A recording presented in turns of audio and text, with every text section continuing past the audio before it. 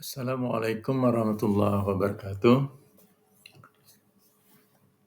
Pada kesempatan kali ini kita kembali akan membahas materi lanjutan untuk mata kuliah Teknologi Budidaya Air Payau.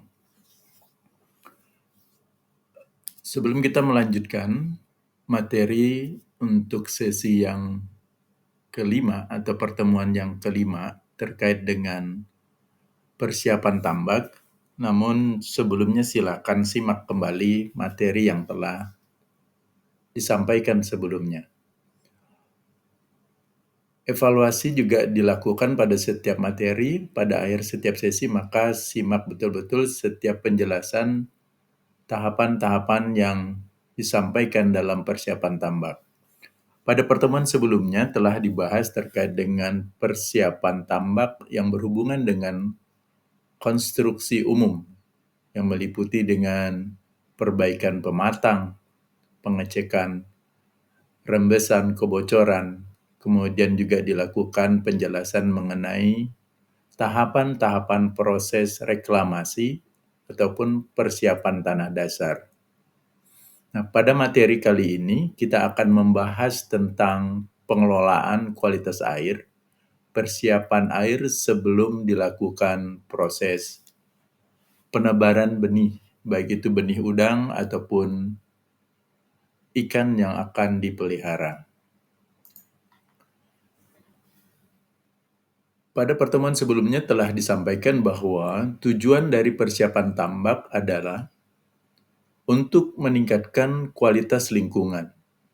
Kualitas lingkungan yang dimaksud adalah lingkungan ataupun media hidup dari hewan yang akan kita pelihara. Dalam hal ini adalah yang menjadi lingkungan dalam tambak adalah pelataran atau dasar tambak, kemudian air itu sendiri yang menjadi tempat hidup bagi ikan ataupun udang yang kita pelihara. Kemudian yang kedua, tujuan dari persiapan tambak adalah meningkatkan produktivitas lahan. Produktivitas lahan ini akan menunjang kesuburan air, kemudian kesuburan ikan ataupun udang yang dipelihara. Produktivitas tambak yang baik akan sangat menunjang kehidupan udang, pertumbuhan udang dan ikan, serta meningkatkan kelangsungan hidup udang ataupun ikan yang kita pelihara.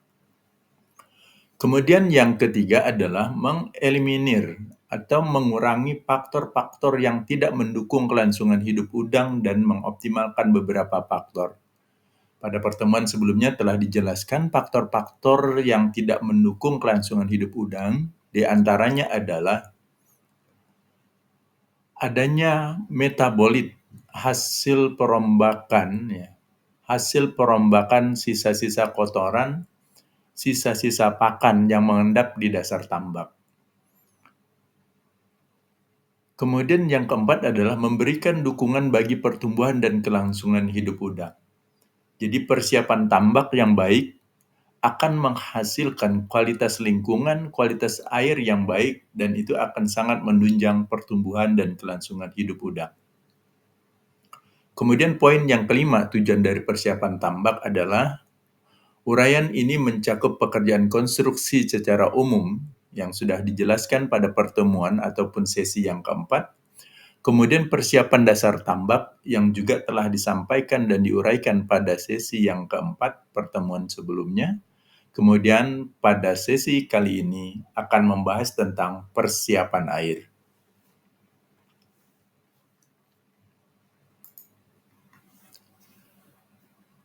Harus dipahami adalah air merupakan media hidup udang ataupun ikan yang di dalamnya terdapat kandungan oksigen terlarut untuk pernapasan, makanan, dan sumber beberapa mineral bagi udang. Dan harus dipahami juga pada saat kita melakukan usaha budidaya ikan ataupun udang, selain kandungan oksigen terlarut, makanan dan sumber berbagai mineral, dalam air juga terdapat polutan, senyawa-senyawa beracun dari hasil metabolisme, dari hasil aktivitas kehidupan udang dan organisme yang ada di dalam kolam tersebut. Oleh karena itu, air yang akan digunakan untuk budidaya udang ataupun ikan harus disiapkan agar memenuhi standar kebutuhan tersebut. Beberapa kegiatan yang harus diperhatikan dalam penyediaan air yang berkualitas adalah sebagai berikut. Jadi, memenuhi standar kebutuhan ikan ataupun udang yang dipelihara, maka dalam kita mempersiapkan air, kita harus perhatikan dulu komoditas, jenis ataupun jenis ikan, jenis udang yang akan kita pelihara. Karena setiap jenis itu memiliki kisaran optimal yang sangat menentukan ataupun kisaran optimal kualitas air yang menunjang kehidupan biota ataupun spesies yang kita pelihara.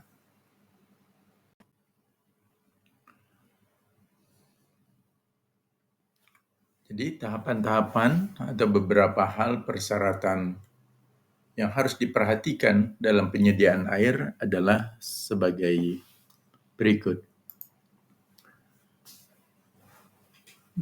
Poin yang harus diperhatikan yang pertama adalah air masuk ataupun air pasok. Jadi sumber air yang akan digunakan untuk kita melakukan budidaya ikan ataupun udang, maka harus diperhatikan sumber air ataupun air pasok. Hal penting harus diperhatikan terkait dengan air masuk adalah, pertama adalah pemilihan lokasi pengambilan air. Kemudian, tentukan waktu pengambilan air. Apa yang dimaksud dengan penentuan lokasi pengambilan air? Kita harus memastikan bahwa sumber air yang akan kita masukkan ke dalam kolam penampungan air ataupun reservoir itu harus bebas dari polusi dan harus bebas dari cemaran. Maka hal yang harus dilakukan pada saat kita melakukan pengambilan air, titik lokasinya itu harus jauh dari kawasan industri. Maka dalam penentuan lokasi pembuatan tambak juga ini menjadi penting. Kemudian, kenapa kita harus menentukan lokasi pengembalian air? Yaitu tadi untuk mencegah cemaran-cemaran dari limbah industri, dari limbah-limbah yang lain, limbah tambang dan sebagainya. Karena ini akan sangat mengganggu dalam proses budidaya udang. Kemudian tentukan waktu pengambilan air. Untuk menentukan waktu pengambilan air, maka para petambak harus memiliki tabel pasang surut. Setiap daerah akan memiliki waktu pasang surut yang berbeda. Kita ketahui bahwa pasang surut air laut itu ditentukan oleh pengaruh gravitasi, gaya tarik menarik antara permukaan air laut dengan bulan. Nah, pada saat bulan besar atau bulan purnama, itu merupakan titik puncak dari pasang air laut. Nah, itu sangat bergantung tadi, pasang surut air laut itu akan bergeser setiap harinya. Dan setiap daerah itu memiliki peta ataupun tabel pasang surut. Jadi pengambilan air itu dapat dilakukan dengan perhatikan tabel pasang surut.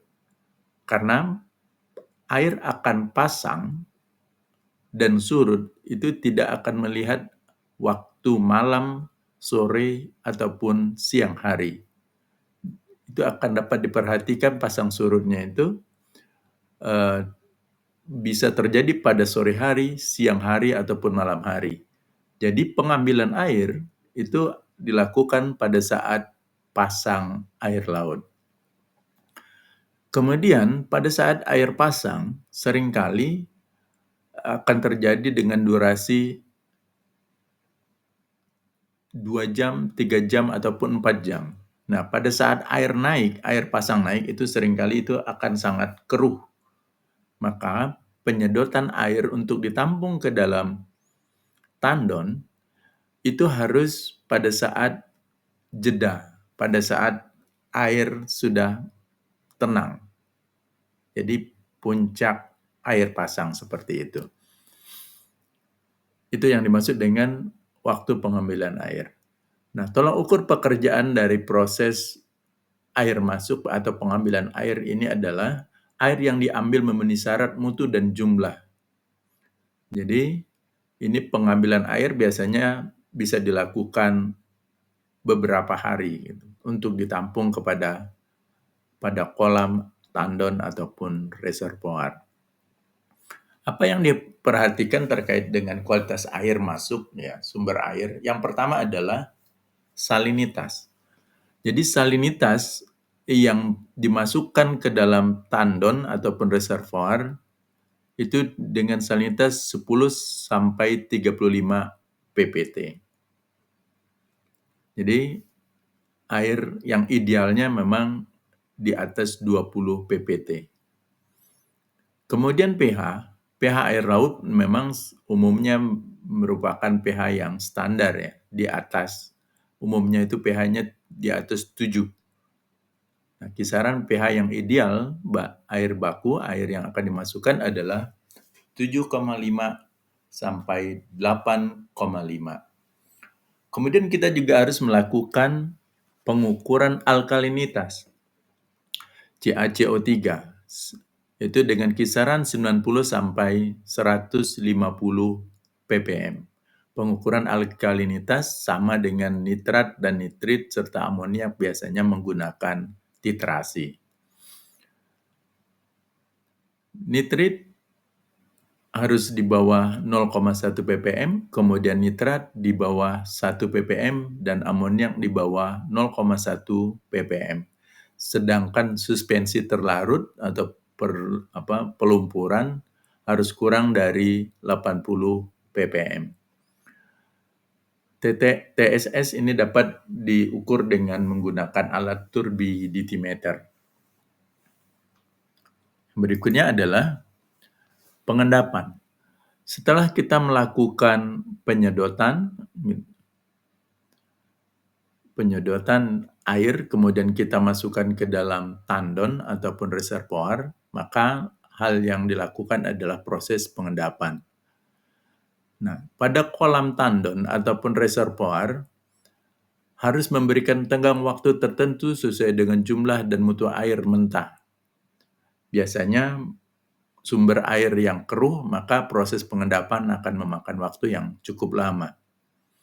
Nah, untuk mempercepat proses pengendapan, seringkali ditemukan pada kolam reservoir itu membuat rancangan ataupun desain untuk memperbesar peluang proses pengendapan. Biasanya sebelum masuk ke dalam kolam penampungan, ada kolam pengendapan. Nah, pada kolam pengendapan ini, biasanya diberikan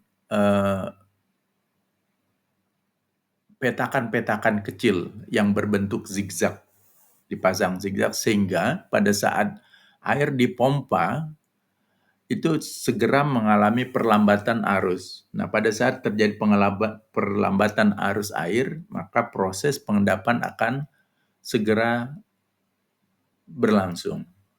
Nah, pada kolam petakan yang kecil atau kolam kecil ini dengan adanya dipasang petakan-petakan berbentuk zigzag gitu, biasanya pada waktu-waktu tertentu ini dapat dikeringkan, kemudian terjadi pelumpuran, dan pelumpuran itu akan dilakukan pengurukan secara berkala.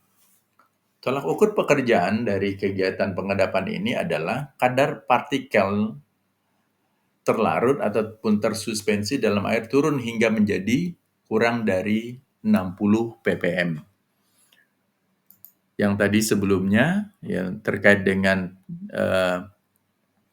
suspensi terlarut itu 80 ppm, seringkali juga ditemukan di atas 80 ppm, maka pada tahapan pengendapan, kadar partikel terlarut ataupun tersuspensi itu harus diupayakan kurang dari 60 ppm. Kemudian tolak ukur pekerjaan yang berikutnya adalah yang berhubungan dengan pengendapan ini, air tersedia dalam jumlah yang cukup untuk memasok kebutuhan air tambak.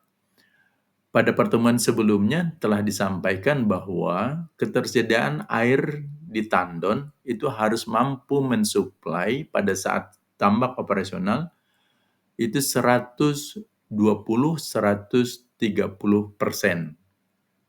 Itu ketersediaan air dalam tandon. Yang berikutnya adalah proses pemberantasan hama ataupun sterilisasi. Jadi sebelum air disuplai ataupun didistribusikan pada kolam-kolam pembesaran, hal yang harus dilakukan di antaranya adalah proses pemberantasan hama ataupun sterilisasi. Hama ini biasanya berupa anak-anak ikan, telur-telur krustasea, telur kepiting. Kemudian kalau tidak dilakukan proses sterilisasi, ini akan menjadi anakan, akan menjadi larva, menetas, dan itu akan menjadi pesaing ataupun menjadi hama dari organisme ikan ataupun udang yang kita pelihara. Ada 4 tahapan paling tidak, atau ada 4 bagian yang harus diperhatikan dalam kegiatan sterilisasi. Yang pertama adalah melakukan penyaringan air. Jadi pada saat memompa air dari sumber air, dilakukan penyaringan. Ya, saringan biasa menggunakan kelambu pada mulut pompa.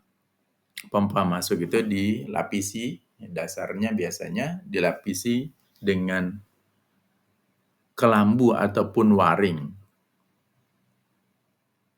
Kemudian juga biasanya juga pada saat air masuk di pintu pengeluaran ataupun pipa pengeluaran itu juga dilakukan dipasang kelambu ataupun saringan. Jadi saringan ini bisa menggunakan waring ataupun bahan lainnya. Kemudian poin yang kedua adalah air yang baru dimasukkan ke dalam petakan dilakukan treatment. Ya, treatment yang pertama tadi adalah pengendapan di poin sebelumnya, atau air dapat disaring dengan kantong saring halus. Ya, biasanya juga menggunakan planktonet. Jadi pada saringan masuk, kemudian saringan keluar. Jadi bisa menggunakan planktonet, kasa sablon, dan biasa juga menggunakan waring halus. Dengan diameter 50 cm sepanjang 4-5 meter.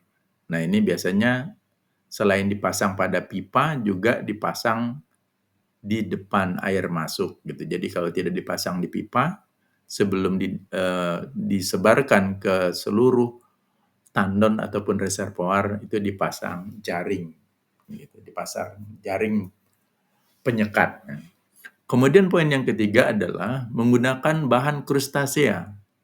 Nah, bahan krustasea ini adalah krustasida ya. Kalau di tanaman biasa insektisida ya. Ini krustasida atau bahan untuk membunuh krustasea. Krustasea ini ya jenis udang-udangan. Ya udang itu sendiri, kepiting dan sebagainya. Jenis krustasida yang digunakan biasanya adalah trichlorphon, difon 1 ppm, dan dipterak 2 ppm, atau diclofron.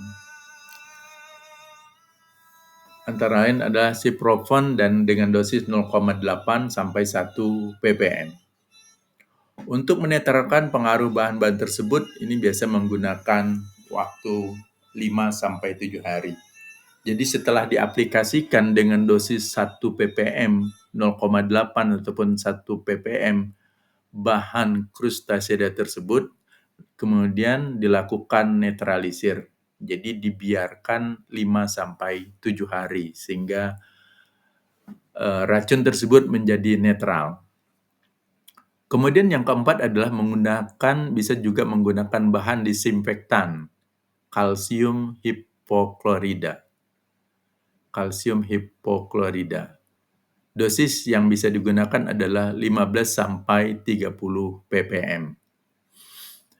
pada wilayah dengan tingkat wabah penyakit yang tinggi untuk menetralkan. Nah, jadi kalau menggunakan kaporit gitu untuk menetralkannya bisa diperlukan waktu 1 sampai 3 hari. Tolok ukur pekerjaan ini adalah atau keberhasilan pekerjaan ini adalah bau khas dari disinfektan pada saat diperlukan itu hilang. Jadi diperlakukan itu pada saat treatment itu akan kecuman khas gitu, jadi bau kaporit gitu. Kemudian populasi bakteri dan hama moluska menurun, kemudian virus itu negatif pada saat dites airnya, kemudian pada akhir proses penetralan sudah tidak tercium bau lagi khas disinfektan. Nah, itu yang harus dilakukan dalam proses pemberantasan hama ataupun sterilisasi pada kolam ataupun tandon ataupun reservoir.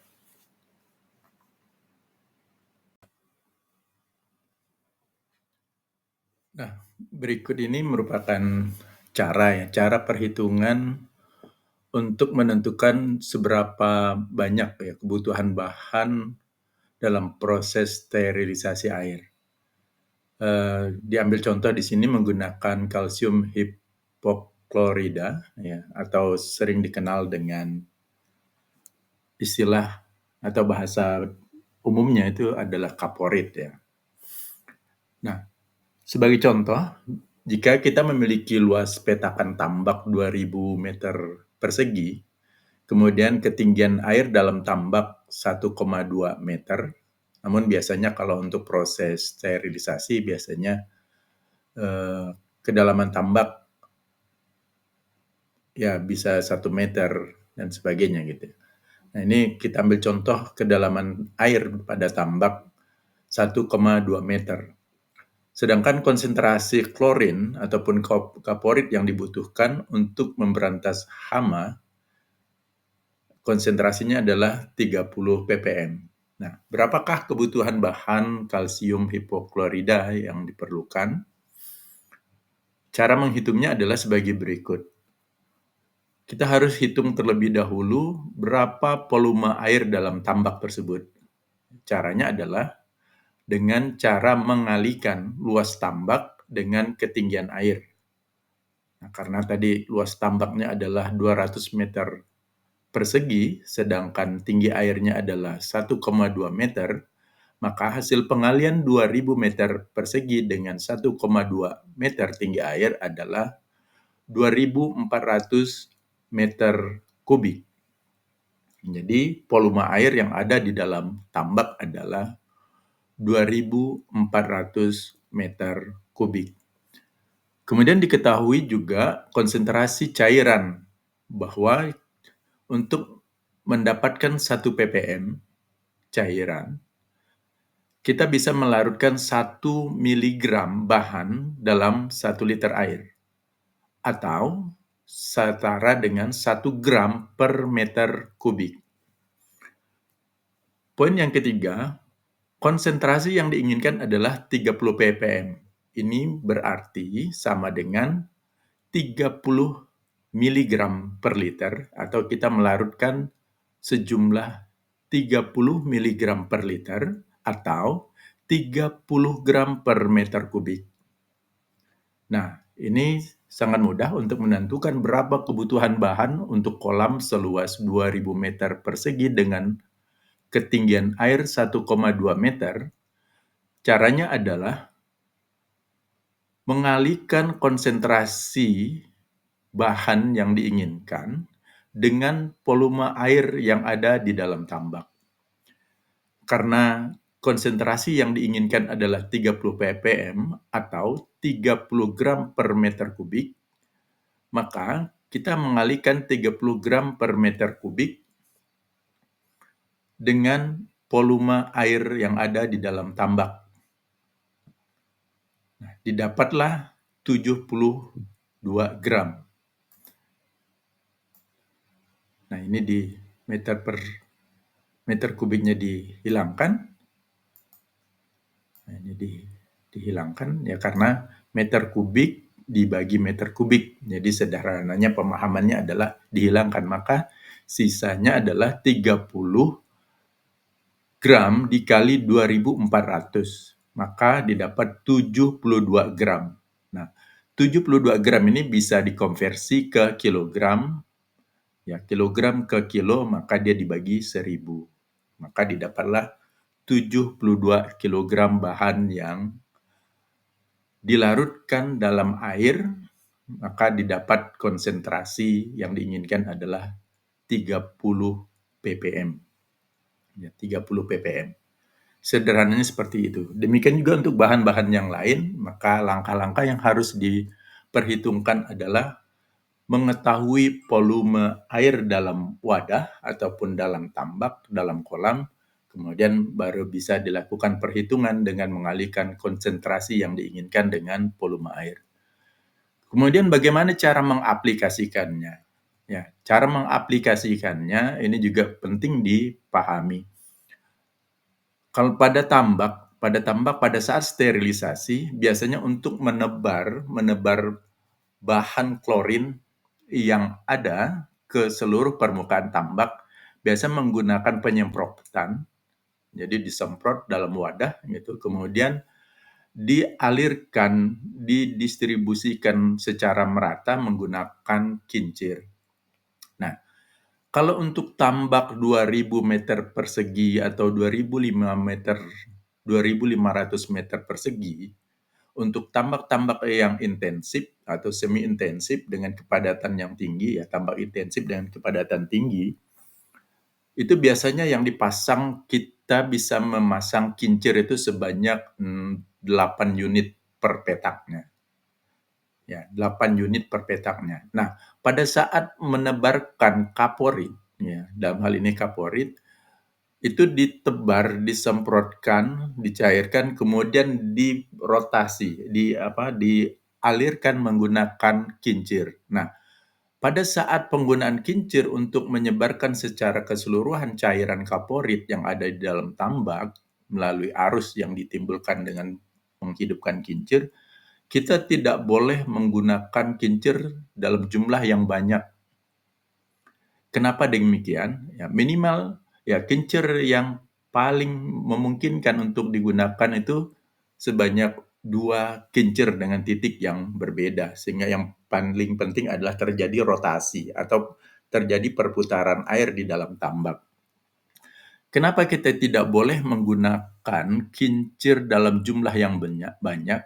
Karena kincir akan mensuplai oksigen. Mensuplai oksigen dalam jumlah yang cukup ataupun mendifusikan oksigen dari udara ke dalam air tambak yang itu akan mengakibatkan menurunnya efektivitas atau daya racun dari kalsium hipoklorida ataupun kaporit yang kita larutkan. Jadi konsentrasi 30 ppm yang harusnya dapat membunuh bakteri, membunuh krustasea ataupun organisme-organisme apa saja yang ada di dalam air itu akan menjadi menurun daya racunnya. Kenapa? Karena konsentrasi oksigen yang tinggi yang diakibatkan dari pemasangan ataupun kincir yang banyak tadi itu. Jadi oksigen akan terdifusi dan terlarut ke dalam air yang berikatan dengan senyawa-senyawa ataupun ion-ion hipoklorida yang mengakibatkan daya racun kaporit tersebut menjadi berkurang. Ini contoh perhitungannya, nanti di sesi terakhir evaluasi saya berikan contoh itu untuk latihan yang menghitung kebutuhan bahan dari desinfektan ya. Kemudian yang berikutnya adalah pengendalian penyakit dan hama melalui penanganan satu pintu ataupun satu kawasan. Nah, ini tujuannya adalah jika dalam satu areal atau satu kawasan terdapat beberapa pemilik tambak, maka pengendalian penyakit dan hama ini harus dilakukan secara bersamaan. Adanya komitmen antara pemilik tambak itu terkait dengan teknologi yang diterapkan, pengolahan limbah, pembuangan limbah, itu harus menjadi komitmen dari pemilik tambak. Itu yang dimaksud dengan penanganan satu kawasan. Ini bisa diterapkan untuk petambak, idealnya merupakan anggota sebuah kelompok tambak yang ada di sebuah kawasan yang memiliki salah satu atau beberapa persyaratan. Nah, ini syaratnya diantaranya adalah satu, memiliki persamaan sistem permodalan. Yang kedua, memiliki persamaan sistem teknologi. Jadi sama sistem teknologi, ya ada yang teknologi sederhana, ada yang semi intensif dan intensif. Jadi kalau satu kawasan menerapkan teknologi semi intensif ataupun intensif, ini akan mudah untuk menyepakati tentang pola-pola penanganan pengendalian penyakit ataupun hama di suatu kawasan budidaya udang ataupun ikan. Kemudian memiliki persamaan musim tebar. Nah, ini akan lebih mudah mengendalikannya. Karena kalau tidak memiliki persamaan musim tebar, ada satu tambak melakukan peracunan ataupun menerapkan disinfektan pada airnya, kemudian setelah itu airnya dibuang secara sembarangan ke perairan. Nah, itu akan membahayakan bagi petambak yang sedang beroperasi. Gitu. Jadi, yang dimaksud dengan persamaan musim tebar di sini, jika suatu areal gitu melakukan persiapan kolam di satu petak atau di satu hamparan tambak, maka di hamparan tambak yang lainnya juga melakukan proses persiapan tambak yang sama. Pada saat satu disepakati juga kapan waktunya atau rentang waktu penebaran, maka di suatu hamparan dengan hamparan yang lainnya memiliki waktu yang bersamaan dalam musim penebaran. Dan itu juga akan menentukan persamaan waktu panen yang relatif sama gitu. Tujuannya adalah pada saat melakukan proses persiapan tambak, maka mata rantai penyakit atau mata rantai hama yang menyerang udang ataupun ikan itu akan terputus karena siklusnya bersamaan antara satu tambak dengan tambak yang lainnya.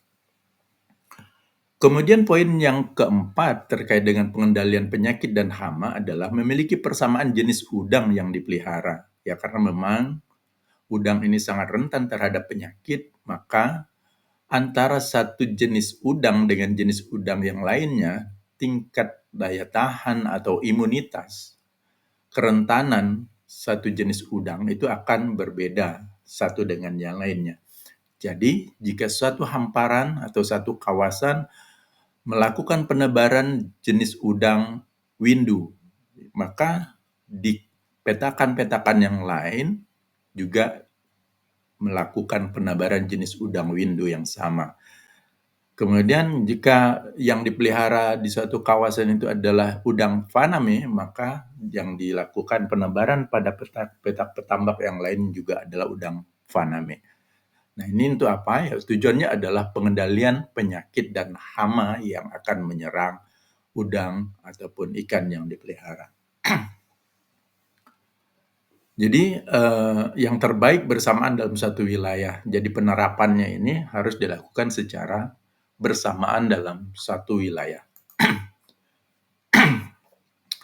Nah, tahapan pada proses persiapan air setelah disterilisasi di atas dengan menggunakan disinfektan ataupun dengan menggunakan kaporit, dilakukan pengapuran. Nah, pengapuran ini bisa dilakukan pada tahap awal, kemudian ada pengapuran lanjutan. Nah, pengapuran awal ini biasanya dilakukan sebelum proses pemupukan atau pada fase awal untuk mempersiapkan air supaya air itu siap untuk dilakukan penebaran benur ataupun ikan. Nah, jenis kapur yang diaplikasikan di antaranya adalah CaCO3 dengan dosis yang sesuai dengan pH dan alkalinitas air. Pada tabel sebelumnya, materi sebelumnya telah disampaikan rujukannya penggunaan kapur dan dosisnya yang berhubungan dengan pH air ataupun alkalinitas air. Nah, proses pengapuran awal ini dikatakan atau tolok ukur keberhasilan pekerjaannya adalah ya tingkat alkalinitas air dengan kisaran 100 sampai 150 ppm di awal penebaran. Jadi, sebelum penebaran harus dilakukan pengecekan, pengukuran nilai alkalinitas dengan rentang nilai 100 sampai 150 ppm, maka ini adalah rentang yang optimal untuk penebaran benur. Kemudian adalah kisaran pH harian. Jadi pH harian ini bisa diukur pada pagi, siang, sore, bahkan malam hari. Jadi rentang pH tidak berfluktuasi pada kisaran 7,5 dan 8,3. Kemudian fluktuasi hariannya harus kurang dari 0,5. Jadi jangan sampai berfluktuasi lebih dari 0,5. Ini menunjukkan kalau melebihi dari 0,5 maka stabilitas nilai penyangga dari air tersebut kurang. Untuk menstabilkan supaya nilai pH tersebut tidak berfluktuasi melebihi 0,5, maka pengaplikasian kapur itu sangat penting dilakukan. Nah, setelah dilakukan pengapuran, ya, maka proses berikutnya adalah pembentukan air. Ya, pembentukan air dimaksud karena setelah proses sterilisasi, pengapuran, maka semua mikroorganisme renik, zat renik itu biasanya akan mengalami kematian. Nah, sehingga air setelah disinfektan, setelah disterilisasi, setelah diberikan kapur, itu akan berwarna sangat jernih. Ya, jernih sehingga dapat dilihat sampai ke dasar tambak. Nah, biasanya proses sterilisasi kemudian pengapuran itu akan berlangsung 3 sampai 5 hari. Ya, setelah disinfektan, ya tadi catatannya tidak menggunakan kincir yang berlebihan, kemudian diaplikasikan selama kurang lebih 5 sampai 5 hari. Nah, 3 sampai 5 hari airnya akan menjadi jernih, kemudian bau yang tadinya menyengat, ya, bau disinfektan, bau kaporit yang sangat menyengat itu akan berangsur-angsur hilang. Nah, setelah sudah tidak tercium lagi bau khas dari disinfektan ataupun klorin yang kita aplikasikan untuk memberantas hama, baru kita lakukan proses pemupukan. Karena jika kita melakukan proses pemupukan yang tujuannya untuk menumbuhkan fito dan zooplankton, itu akan menjadi gagal karena justru mikroorganisme, bakteri, jamur, plankton, baik zoo ataupun fitoplankton akan mati karena dampak dari disinfektan yang kita tebar sebelumnya. Jadi setelah indikasi bahwa disinfektan sudah netral, baru kita melakukan proses pemupukan. Pemupukan dilakukan sesuai dengan kebutuhan spesifik lokasi. Nah, pada materi sebelumnya telah dibahas bahwa lokasi ada yang subur, ada yang tidak subur ya. Jadi kalau untuk yang subur disesuaikan konsentrasi atau jumlah pupuk yang diterapkan. Pemupukan hendaknya dilakukan secepat mungkin setelah disinfektan netral. Jadi catatannya, walaupun di sini dikemukakan secepat mungkin, tapi yang menjadi perhatian adalah disinfektan netral. Ya, netral di sini adalah sudah tidak bersifat racun lagi atau hilangnya bau khas dari disinfektan. Kemudian poin yang C, pemupukan standar adalah 3 sampai 5 ppm. Nah, biasanya yang digunakan adalah pupuk anorganik atau pupuk kimia, baik itu pupuk NPK ataupun pupuk urea. Ya, dengan perbandingan nitrogen dan fosfor 2:1 atau tergantung kandungan nitrogen dan fosfor pada saat pengukurannya. Jadi pemupukan bisa ya terkait dengan ada unsur nitrogen, fosfor, dan mikronutrien lainnya. Biasanya ada beberapa jenis pupuk kimia, kemudian ada juga pupuk cair, pupuk padat yang biasanya diaplikasikan dalam tambak. Kemudian pemupukan juga poin yang dia pemupukan susulan dilakukan 2 ppm dengan rasio yang sama. Nah, itu biasanya selang 2 hari ada pemupukan susulan.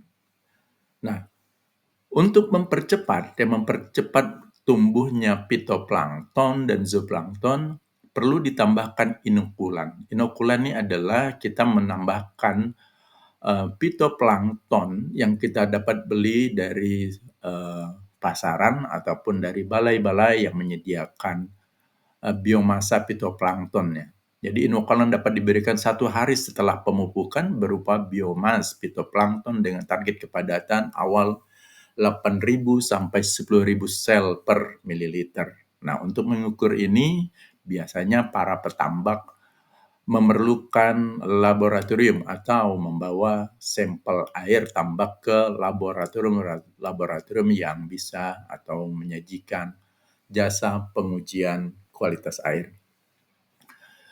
Sampel diambil pada pukul 9 pagi sampai jam 1 siang. Ya. Kemudian juga harus dilakukan pengukuran kecerahan menggunakan secidis. Ya, kecerahannya berkisar 40 sampai 50 cm. Jadi pengukuran kecerahan menggunakan alat yang dinamakan dengan secidis. Kemudian yang biasanya inokulan ya, jenis fitoplankton yang biasa digunakan adalah chlorella murni, kemudian skeletonema murni ataupun campuran dari keduanya.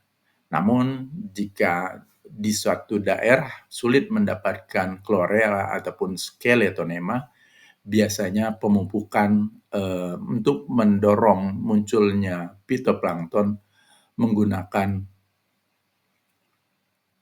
pupuk organik ya, pupuk organik yang berasal dari hewan ternak ya, itu dari baik itu dari ternak sapi ataupun ternak ayam ya, pupuk organik.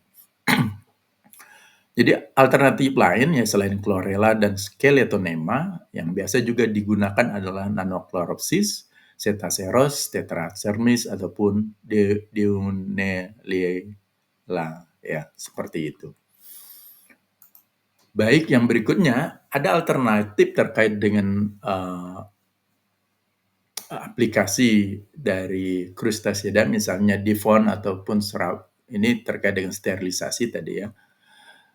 Dengan pestisida ya ataupun saponin. Ya, saponin ini dari bahan organik ya pada sebuah petakan saluran yang dibendung. Kemudian selanjutnya pada hari ketiga dipupuk anorganik. Anorganik ini pupuk kimia dengan dosis 5 ppm.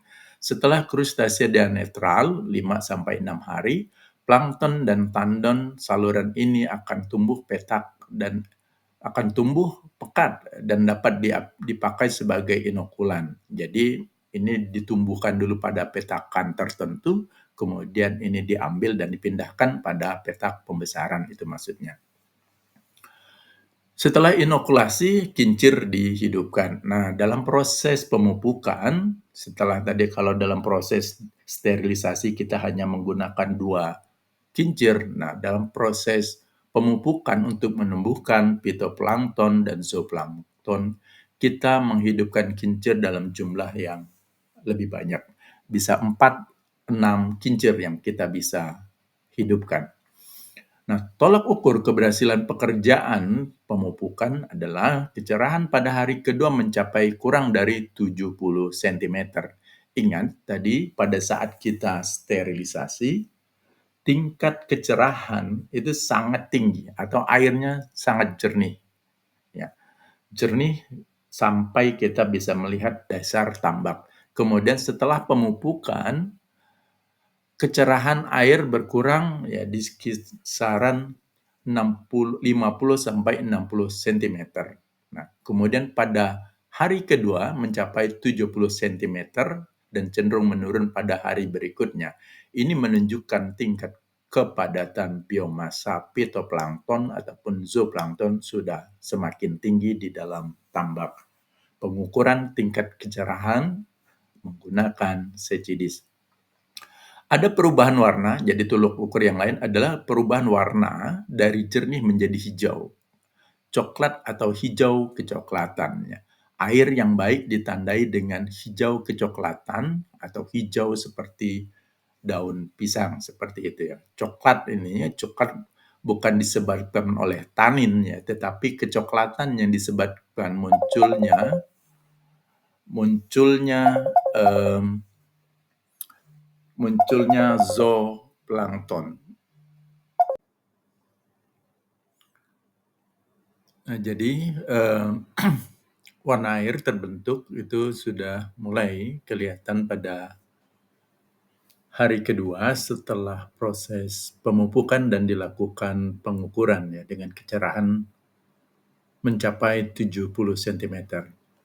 Nah, kondisi tersebut konstan selama paling tidak 3 hari. Jadi proses air tidak terlalu cepat pekat, kemudian juga atau kembali mengalami penjernihan. Ya. Kalau mengalami penjernihan biasanya ya plankton mati karena sebab-sebab tertentu itu misalnya. Kemudian ada alternatif lain atau solusi lain yang dilakukan untuk proses pembentukan warna air yaitu menggunakan saponin. Nah, saponin ini merupakan bahan organik yang biasa juga digunakan untuk proses sterilisasi. Nah, saponin ini dicampur dengan dedak halus, ya, saponinnya 15 ppm, kemudian dedak halus 5 ppm, yang telah difermentasi. Jadi kedua bahan tersebut difermentasi, dedak halus juga difermentasi. Biasanya pencampuran dedak halus ini menggunakan fermentasinya menggunakan bakteri ya, bakteri-bakteri Lactobacillus. Kemudian air fermentasi diisi dan dipakai kembali hingga 3 hari. Jadi campuran dari saponin dan dedak halus yang sudah difermentasi itu diambil digunakan untuk proses pemupukan ya. Dan itu berlangsung selama 3 hari. Jadi dalam wadah fermentasi ditambah air kemudian digunakan kembali hingga 3 hari. Alternatif lain juga yang bisa digunakan adalah menggunakan pupuk organik. Ya, pupuk organik menggunakan kotoran ayam. Ya, kotoran ayam atau pupuk kandang. Ya, jika sulit mendapatkan pupuk kandang dari kotoran ayam, ya bisa juga menggunakan pupuk kandang yang lainnya, seperti dari peternakan kambing ataupun sapi. Namun, penggunaan pupuk kotoran ayam ini lebih direkomendasikan karena unsur-unsur yang terkandung, mineral yang terkandung, bahan organik dari pupuk kotoran ayam ini akan lebih bagus karena mengandung biji-bijian dari pakan yang digunakan untuk pemeliharaan ayam ya. Dosis penggunaan pupuk kotoran ayam atau pupuk organik dari kotoran ayam ini adalah 30 kg per hektar. Jadi tinggal disesuaikan jika luas tambaknya kurang dari 1 hektar, 2.500 ya tinggal dibagi 4 misalnya. Setelah melalui proses fermentasi probiotik, jadi sebelum digunakan pupuk organik dari kotoran ayam ini juga harus dilakukan fermentasi. Nah, supaya gas-gas hasil proses pembusukan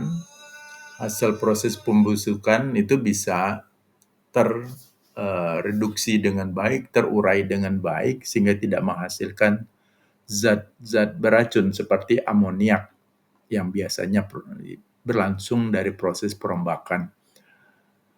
Nah, jadi penggunaan probiotik itu akan membantu mempercepat proses mineralisasi perombakan bahan organik dari kotoran ayam dan juga menghindari terjadinya proses pembusukan yang menghasilkan senyawa-senyawa beracun seperti amoniak. Jadi alternatif ini bisa digunakan salah satunya, ya poin A ataupun poin B, atau menggunakan kedua cara dari digabungkan antara poin A dengan poin B tersebut di atas. Kemudian berikutnya adalah sistem biofiltrasi. Nah, dalam tambak, dalam persiapan tambak biasanya juga diterapkan biofiltrasi. Apa itu biofiltrasi? Sistem biofiltrasi adalah sistem penyaringan air dengan menggunakan jasad hidup, baik itu berupa hewan ataupun nabati. Jadi hewan di sini biasanya yang digunakan adalah kerang-kerangan ya, jenis kerang-kerangan yang bisa hidup di perairan ya, daerah estuaria ya, bisa menggunakan kepah ataupun jenis-jenis kepah atau kerang-kerangan yang lainnya. Sedangkan untuk nabati itu juga bisa digunakan tumbuhan-tumbuhan air ya yang dapat hidup di daerah pesisir ya. Sehingga air menjadi relatif bersih dari organisme yang tidak dikehendaki dan bersih dari unsur-unsur yang beracun bagi kultifan atau udang ya, udang yang kita pelihara. Jadi fungsi dari biofiltrasi ini adalah melakukan penyaringan menggunakan organisme hidup, baik itu hewan ataupun nabati. Sistem biofiltrasi ini dilakukan dengan cara sebagai berikut. Yang pertama adalah memelihara jenis-jenis ikan predator. Jadi selain kerang-kerangan juga bisa menggunakan hewan predator, karena hewan predator ini juga akan memangsa pesaing-pesaing ataupun hama ya. Kemudian sebagai bioscreening ya, bioscreening. Contohnya adalah keting, kerong-kerong, kakap, payus, wering, petek dan sebagainya, ikan pepetek maksudnya gitu ya. Namun yang biasa juga digunakan adalah ikan kakap yang bisa ditempatkan baik itu di saluran pengendapan, outlet, ataupun pada reservoir ataupun tandon. Ya, jadi penempatan berbagai jenis ikan predator ini bisa ditempatkan pada petak treatment, ya, treatment baik itu di saluran inlet ataupun outlet sebelum air dari kegiatan budidaya itu dibuang ke perairan umum ataupun laut. Kemudian poin yang B, yang kedua adalah memanfaatkan tanaman bakau. Ya, tanaman bakau sebagai biofilter, sebagai penyerap residu logam berat dan pestisida, baik itu di inlet ataupun di outlet. Atau juga ditempatkan pada petak unit pengolahan limbah atau UPL ya, unit pengolahan limbah, atau biasa juga disebut IPAL, instalasi pengolahan air limbah. Nah, biasa juga seperti itu disebutkannya. Ya, untuk di beberapa daerah yang memang daerahnya itu masih banyak terdapat mangrove, ini merupakan lokasi yang cukup baik ya untuk dijadikan kawasan tambak gitu, dan karena akan terjadi proses filtrasi atau penyerapan penyaringan secara alami. Kemudian poin yang ketiga adalah memanfaatkan rumput laut sebagai penyerap nutrien dan sumber vitamin alami. Nah, ada beberapa tambak yang memang menggunakan rumput laut untuk jenis tertentu yang dapat hidup pada salinitas yang relatif lebih rendah. Jenis rumput laut yang bisa digunakan ya diantaranya adalah jenis Glaciaria gitu, atau jenis-jenis rumput laut lainnya. Tolok ukur pekerjaan dari sistem biofiltrasi ini adalah air bebas dari hama penular ya, atau carrier ya. Jadi dengan pemanfaatan tadi menebar organisme predator gitu ya, atau ikan-ikan predator, maka hama penular itu ya dari jenis-jenis udang-udangan ataupun krustasea gitu yang sering terbawa pada saat kita melakukan penyedotan pemompaan air gitu, itu pada saat dia menetas itu bisa menjadi pakan bagi ikan-ikan predator yang ditebar di petakan inlet ataupun outlet atau reservoir ya. Kemudian indikator yang lainnya adalah tolak ukur pekerjaan ini ada populasi hama penular tidak melimpah di dalam tambak. Karena tadi itu bisa dikontrol melalui proses filtrasi ataupun biofiltrasi. Kemudian poin yang berikutnya adalah kandungan logam berat seperti Pb kurang dari 1,16 ppm, kemudian air raksa Hg kurang dari 0,1 ppm, kemudian tembaga CO kurang dari 0,006 ppm, kemudian kadmium kurang dari 0,33 ppm. Nah, untuk memastikan terkait dengan kandungan logam berat pada air tambak ini, maka harus dilakukan pengujian di laboratorium. Biasanya laboratorium yang memiliki peralatan seperti spektrofotometer atau AAS, absorption spektrofotometer ya. Itu biasanya di lab-lab tertentu itu memiliki kemampuan untuk melakukan pengujian kandungan logam berat seperti ini. Baik, poin berikutnya adalah penerapan biosecurity. Pendalaman materi terkait dengan biosecurity nanti ada dipelajari juga, didalami di materi untuk mata kuliah di semester 5, yaitu mata kuliah manajemen mutu aquaculture ya. Namun pada penerapan biosecurity ini sangat penting gitu ya, untuk keamanan dari kontaminasi atau tindakan pencegahan ya. Pencegahan dini terkait dengan kontaminasi kawasan budidaya udang ataupun ikan supaya dalam proses budidaya itu terjamin keberlangsungannya karena kita menerapkan konsep biosecurity. Jadi konsep biosecurity ini biasanya diterapkan pada instalasi karantina ataupun instalasi produksi pemurnian kultur jaringan. Namun dewasa ini aturan internasional menerapkan konsep ini dalam proses produksi udang. Ya, hal-hal ini diterapkan ya seperti ya antara lain ya ada beberapa faktor yang harus diterapkan. Ya, yang pertama adalah seluruh lingkungan luar unit usaha diberi pagar untuk mencegah hewan masuk ke dalam unit tambak. Jadi seperti pada gambar di sini ya, untuk tambak-tambak yang intensif biasanya melakukan pemagaran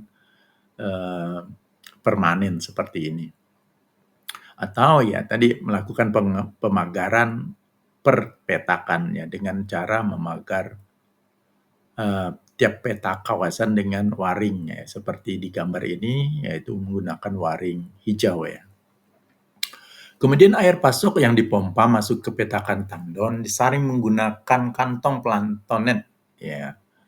Dengan diameter 50 cm sepanjang 4 sampai 5 meter. Nah, biasanya disekat ya. Sebelum di beberapa tandon itu disekat, dibuat pagar dengan menggunakan planktonet gitu. Ya namun kalau pada gambar ini itu biasanya pada outlet ya di pompa itu dipasang nih saringan seperti ini ya, dipasang saringan seperti ini. Kemudian saluran keliling dilapisi kain kasa ataupun waring untuk menjamin tidak adanya organisme lain yang masuk atau keluar petakan ataupun tambak ya. Kemudian penerapan biosecurity juga untuk poin yang keempat itu, biasanya roda kendaraan ya di pintu masuk kawasan itu dipasang dengan pemasangan kolam biasanya yang bisa dilalui oleh setiap kendaraan baik roda 4 ataupun roda 2 gitu ya. Kemudian yang mungkin telah berjalan di atas pematang tambak lain harus melalui 2 kolam. Nah, itu tadi itu dipasang kolam. Yang kolam pertama kolam pembersihan dan kolam disinfektan. Nah, biasanya kolam ini dibuat ya sedemikian rupa menggunakan beton gitu. Ketinggian kolam tersebut ya sekitar 30 sampai ya 40 sentimeter, yang paling tidak itu akan pada saat dilewati oleh kendaraan roda 2 ataupun roda 4, ya rodanya akan tergenang ataupun tenggelam paling tidak separoh, ya sepertiga atau 2/3 dari roda kendaraan itu terdapat terendam di kolam, baik kolam pembersihan ataupun kolam disinfektan. Kemudian yang paling penting juga adalah peralatan yang digunakan, ya. Peralatan yang digunakan baik itu peralatan panen, jala, ember, pompa, kincir, bahkan pekerja sekalipun selalu diberi disinfektan pada saat baru dikeluar atau akan diperbaiki, ya, baru dikeluarkan dari gudang misalnya, atau akan diperbaiki itu dibersihkan, ya, dibersihkan dan disterilisasi menggunakan disinfektan. Jadi, itu yang harus diperhatikan terkait dengan penerapan biosecurity pada tambak. Apa manfaat dari penerapan biosecurity? Ya, tadi terkait dengan biosecurity erat kaitannya dengan biosafety, ya, keamanan, ya, yaitu kondisi kehidupan yang sehat dan nyaman, ya, safe bagi ikan. Jadi kita harus memastikan ikan ataupun udang yang kita pelihara itu nyaman, ya, nyaman dan sehat gitu. Serta aman bagi konsumen, baik masyarakat, ya. Jadi eh, itu terkait dengan biosecurity, ya. Nah, apa manfaatnya? Yaitu memperkecil, ya, risiko biota yang budidaya terserang penyakit, ya, karena kita lakukan tindakan pencegahan tadi. Kemudian poin yang kedua, mengetahui lebih cepat atau deteksi dini adanya wabah penyakit yang menyerang, ya, organisme baik ikan ataupun udang yang kita pelihara. Kemudian poin yang ketiga adalah menekan kerugian yang lebih besar apabila terjadi kasus wabah penyakit. Jadi kita bisa melakukan pencegahan secara dini gitu, ya, dengan menerapkan biosecurity pada kawasan tambak dari usaha yang kita jalani. Kemudian poin yang keempat adalah menjaga keamanan kesehatan pangan. Jadi menjaga keamanan dan kesehatan pangan ini menghindari tadi kontaminan dari produk yang kita hasilkan, baik itu oleh organisme, ya, seperti penyakit, ya, salmonella yang bisa harus terdeteksi, ya, kemudian virus gitu. Kemudian yang paling penting juga yang biasa menjadi residu adalah logam berat, ya, logam berat pada yang bisa mengkontaminasi dari ikan ataupun udang yang kita pelihara. Nah, pada saat terkontaminasi logam berat itu akan bisa mengancam atau menyebabkan keamanan dan kesehatan pangan itu bagi manusia yang mengkonsumsinya itu menjadi terganggu. Poin kelima dari manfaat biosecurity adalah mendorong usaha terkait dengan meningkatkan nilai tambah. Jadi meningkatkan kepercayaan dan nilai produk yang kita hasilkan. Dan mendorong pembangunan nasional, ya, karena biosecurity ini akan menyebabkan, ya, keamanan pangan, kemudian bisa meningkatkan nilai ekspor dari produk yang kita hasilkan. Ya, ada beberapa prinsip, ya, prinsip biosecurity ini saya kutip dari slide presentasinya Niputu Diankusuma, ya, yang di-launching atau pada tahun 2021. Walaupun disadari bahwa biosecurity itu belum banyak dilakukan karena kurangnya pengetahuan, ya, tentang arti biosecurity, ya, tentang manfaat dari biosecurity. Jadi prinsip-prinsip biosecurity itu, ya, pertama adalah prinsip pencegahan, ya, mencegah masuknya patogen yang berbahaya. Ya, kita tahu bahwa penyakit itu karena adanya patogen, ya, yang terbawa oleh carrier, ya, organisme hidup lainnya, bisa dari hama misalnya, seperti itu. Yang poin kedua, prinsip biosecurity adalah prinsip pencegahan atau mencegah agar ikan tidak terinspeksi dan tidak mengalami kematian. Itu poin yang kedua. Sedangkan poin ketiga, prinsip dari biosecurity adalah mencegah agar ikan tidak sakit dan tidak menular atau menyebar keluar. Gitu. Jadi tindakan pencegahan, sekali lagi tindakan pencegahan.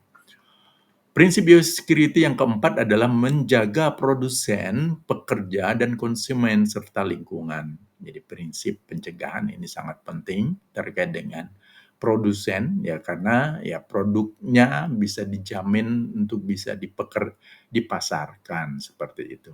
Kemudian menjamin pekerja, menjamin konsumen yang mengkonsumsi makan dari atau memakan dari produk yang dihasilkan oleh produsen.